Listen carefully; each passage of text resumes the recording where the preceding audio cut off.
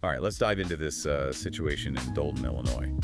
Seems like we've got alleged financial mismanagement, maybe some questionable spending, and a whole lot of political drama swirling around Mayor Tiffany Henyard. We've got a ton of articles and reports here. And Tiffany, we hear you. We hear your outrage because these allegations are pretty wild. Yeah, what we're seeing here goes beyond just numbers on a spreadsheet, right? This is about trust, accountability, and the impact of decisions from the mayor's office. Decisions that impact the lives of everyday people in Dolton. Okay, so let's start with those numbers then, because they are pretty shocking. A recent financial review found a $3.65 million debt in Dolton's general fund. That's a swing, a massive swing from a surplus, over $5.6 million just 2 years ago. That kind of decline, that rapid decline in a town's financial health, it's a major red flag. It really makes you think there's a problem with either how much money is coming in or how much is going out, or maybe even both. And then you see that Dolton hasn't been able to pay its bills since March of this year, 2023. So that's racking up over $6 million in payments owed to vendors. It's a pretty bleak picture. Yeah, that's a lot of money. So where'd all the money go? Some of the reports we're looking at, they detail a spending spree on the village credit card. And it's raising some eyebrows. 9 domestic trips, including a trip to Vegas, now under investigation, over $43,000 charged on Amazon in a single day. A lot to unpack there. Those aren't exactly your typical office supply runs. That volume and variety of purchases, Amazon, Wayfair, Best Buy, it almost suggests that someone was maybe treating taxpayer dollars like a personal shopping spree. These expenditures definitely deserve a closer look. What really gets me is that all of this is happening while Dolton's been operating without a budget. 4 months into the fiscal year, no budget. Isn't a budget like Finance 101? I mean, for any organization, let alone an entire village. Absolutely. A budget is fundamental. It's not just about numbers. It's about transparency. It's about accountability. It lets residents see how their tax dollars are being used and holds elected officials responsible for staying within those limits. Operating without one, especially for that long, that's a major concern. One Dolton board trustee even said that her reaction to these findings was like somebody punching you in the stomach. I get it. I really do. That sense of betrayal, it's understandable. You trust these elected officials with your hard-earned money. You expect that money to be used responsibly. And these findings, they suggest a real breach of that trust. It can be really unsettling for a community. So where's Mayor Henyard in all of this? Well, she wasn't at the meeting where these findings were presented, and she's declined to comment. Her attorney did release a statement saying that she wasn't aware of some of these expenses and that she has no plans to resign. It definitely raises some questions about her leadership and accountability. If she's the leader of the village, shouldn't she be the one taking responsibility, providing those answers to the community? That silence can really contribute to that perception of a lack of transparency. And this financial turmoil. It comes right after another setback for Mayor Henyard, losing the Democratic nomination for Thornton Township supervisor. It definitely adds another layer of complexity to an already messy situation. Suggests her political capital may be waning and that she's under scrutiny not just within Dolton, but in the wider political landscape. It's important to point out, though, this nomination was decided through a caucus system. Honestly, it could be a bit of a black box, that system. And Henyard has criticized the caucus, saying that it actually led to voter suppression. She's even threatening legal action to get on the ballot in April.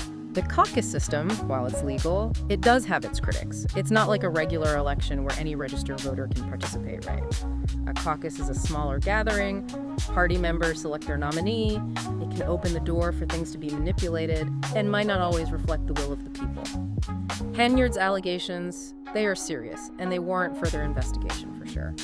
And as if things weren't messy enough, the situation with Thornton Township itself, that's a whole other story, right? There are reports of missing insurance for township employees, meetings being boycotted, a power struggle going on between Henyard and some of the other trustees. It sounds like a pretty dysfunctional local government. Boycotted meetings where 2 trustees are deliberately not showing up to prevent a quorum, that's a sign of serious division, a lot of distrust. And without a quorum, the township can't actually conduct any official business. It could lead to a shutdown of essential services. And to pile onto the drama, Henyard's been trying to appoint a new trustee. Some see this as a power grab, right? And this power struggle, it's playing out against all these financial problems in Dolton. It's creating uncertainty and a lot of anxiety for the residents. Remember, though, these political battles, they have real consequences for the people of Dolton and Thornton Township. When a local government is paralyzed by this kind of infighting and allegations of misconduct, it's the residents that end up suffering. They rely on those institutions, essential services. And this dysfunction, it can erode their trust in their elected officials. And it's all happening with a history of controversies surrounding Mayor Henyard. Remember that $85,000 town party? A lot of criticism around that one, especially because Dolton was already facing some financial issues at that time. Then there was that whole thing where the state cut off funding because Mayor Henyard didn't submit the necessary financial reports. These past incidents, they really add to the current situation. It makes you question her judgment, her ability to handle public funds responsibly, her commitment to transparency. It suggests a pattern that we can't just ignore. Oh, and then there were those reports that she was evicted from her own home because of unpaid rent. That just adds to the perception that maybe she's not the best when it comes to finances, whether they're personal or public. We're not here to judge anyone's personal life. However, when you see a pattern of potential financial mismanagement, both personally and in her role as mayor, it's fair for people to wonder if she's the right person to lead the village, especially now. It's a lot to take in, and we're just scratching the surface. What really stands out to you about all of this? The sheer number of red flags, that's what gets me. Rapid financial decline, the questionable spending, no budget, political turmoil. It's like a textbook example of bad governance. I'm struck by how this is playing out, both in the media and within the community. A lot of anger directed at Mayor Henyard, but also a sense of, resignation, like people are just used to this kind of drama in Dolton. That's what worries me most, that apathy, that feeling of being disillusioned. Because when people lose faith in their local government, that's when corruption and mismanagement can really take hold. So what can residents actually do? What can they do to take action and hold their elected officials accountable? First and foremost, stay informed. Go to town meetings, read the local news, follow these developments. Don't let the story just fade away. Right, knowledge is power, but what about action? What can they do beyond just staying informed? There are options. They can contact their elected officials, make their voices heard, demand transparency, demand accountability. They can get organized, form community groups, advocate for change, put pressure on those in power. They could even look into a recall effort against Mayor Henyard if they feel she's not fit to serve. That's a possibility, but it's a difficult process, right? Yeah. You need a lot of community support and a strong legal strategy. It definitely sends a message, though, that the people aren't going to tolerate this behavior from their elected officials. They have the power to demand better, hold their leaders accountable, and create a more responsive, more transparent government. Well, the people of Dolton, they definitely have a tough road ahead. Hopefully, by shining a light on these issues and encouraging people to take action, we can help create a better outcome for everyone. I agree. Even in the midst of crisis, there's always an opportunity for growth, for renewal. This could be a turning point for Dolton, a chance to rebuild and come back even stronger. Let's hope so. One more piece of this puzzle before we wrap up this part of our deep dive. The caucus system itself. Ah, yes. The system Mayor Henyard blames for her defeat and for what she's calling voter suppression. It's complicated, with pros and cons. On the one hand, a caucus can offer more direct participation for party members when it comes to choosing their candidates. But on the other hand, they can be easily manipulated and might not accurately reflect what the voters actually want, which is exactly what Mayor Henyard is claiming. Exactly. And the way the caucus was run in this case, only those who were present could actually vote. Anyone who couldn't make it, for whatever reason, they had no say. That's a big part of why Henyard's saying there was voter suppression, and I can see why it might seem unfair. Especially when you think about the potential for, backroom deals, people using their influence in that kind of closed system.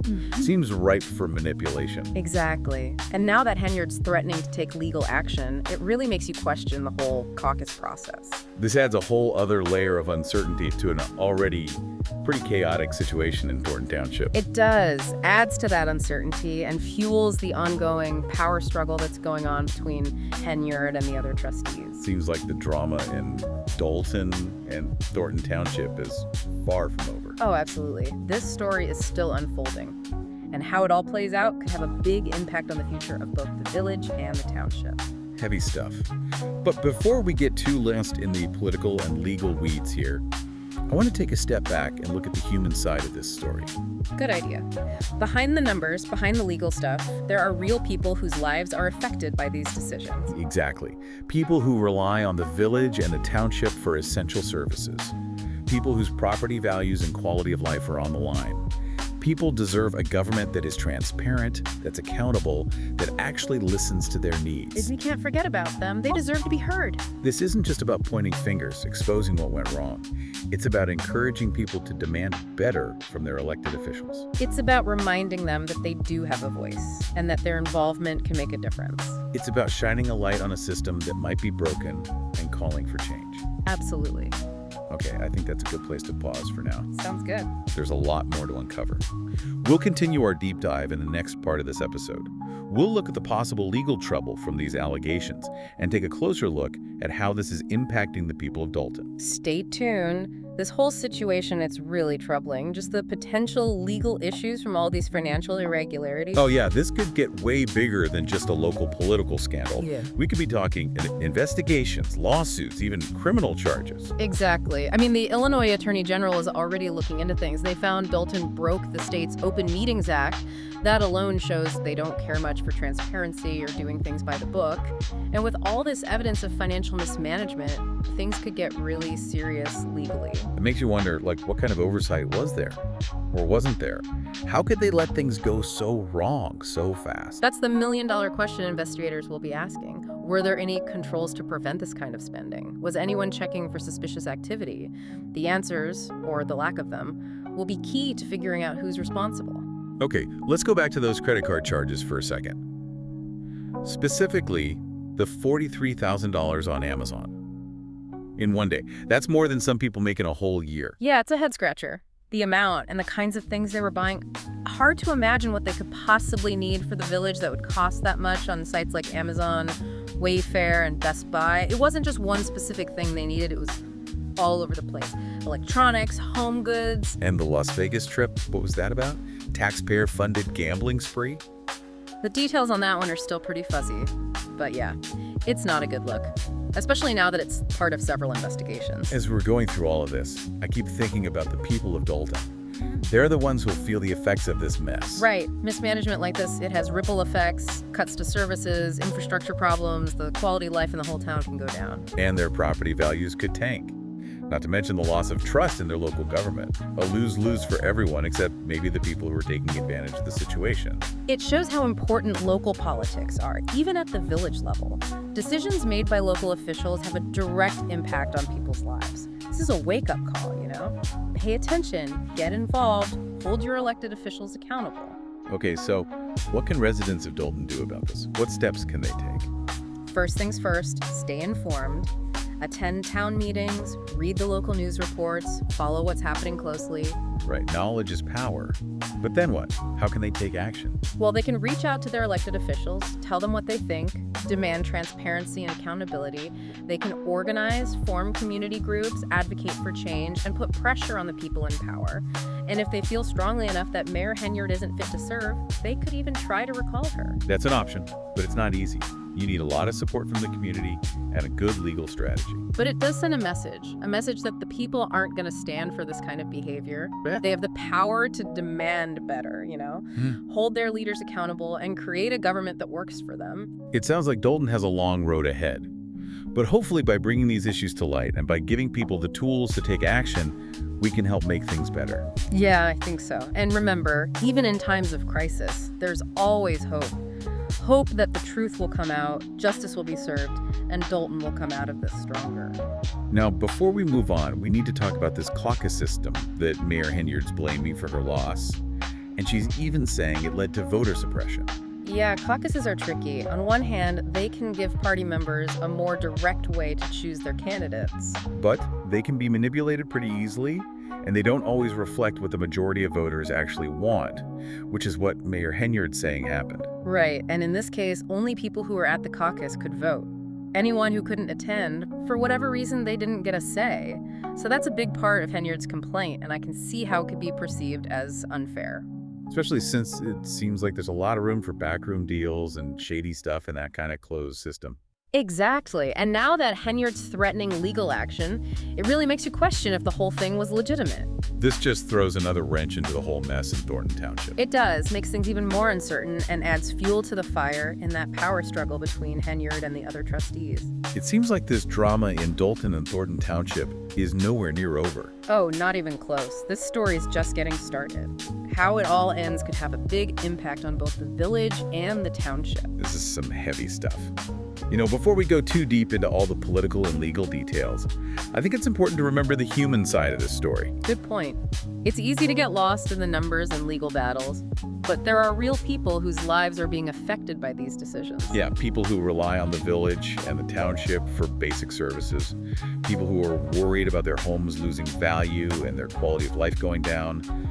They deserve a government that's transparent, accountable, and that actually cares about their needs. We can't forget about them. They deserve to have their voices heard. We're not just trying to expose wrongdoing here. We're trying to empower people to demand better from their elected officials. It's about reminding them they have a voice and that their involvement can actually make a difference. It's about showing people a system that might be broken and encouraging them to fight for change. Exactly. I think that's a good place to stop for now. Yeah, sounds good. We've got a lot more to uncover.